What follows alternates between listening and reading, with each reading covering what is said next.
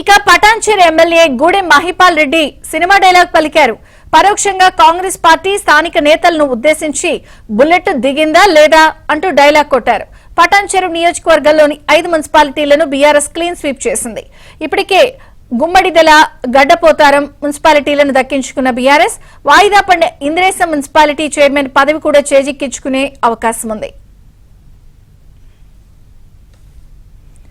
ఇక బీజేపీ కౌన్సిలర్ల మద్దతుతో Jinnaram MP Raghunandan Rao ex officio ఓటుతో ఇస్నాపూర్ మున్సిపాలిటీలను బీఆర్ఎస్ దక్కించుకుంది. బుల్లెట్ దిగిందా లేదో చూసుకోరు. బుల్లెట్ దిగిందా లేదో చూసుకోరు. బుల్లెట్ దిగిందా లేదో చూసుకోరు. బుల్లెట్ దిగిందా లేదో చూసుకోరు.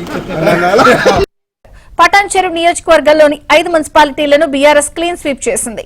ఇప్పటికే గుమ్మడిదల, గడ్డపోతారం మున్సిపాలిటీలను దక్కించుకున్న బీఆర్ఎస్ వాయిదా పడిన ఇంద్రేశం మున్సిపాలిటీ చైర్మన్ పదవి కూడా చేజిక్కించుకునే అవకాశం ఉంది. ఇక బీజేపీ కౌన్సిలర్ల మద్దతుతో Jinnaram MP Raghunandan Rao ex officio ఓటుతో ఇస్నాపూర్ మున్సిపాలిటీలను బీఆర్ఎస్ దక్కించుకుంది. బుల్లెట్ దిగిందా లేదో చూసుకోరు.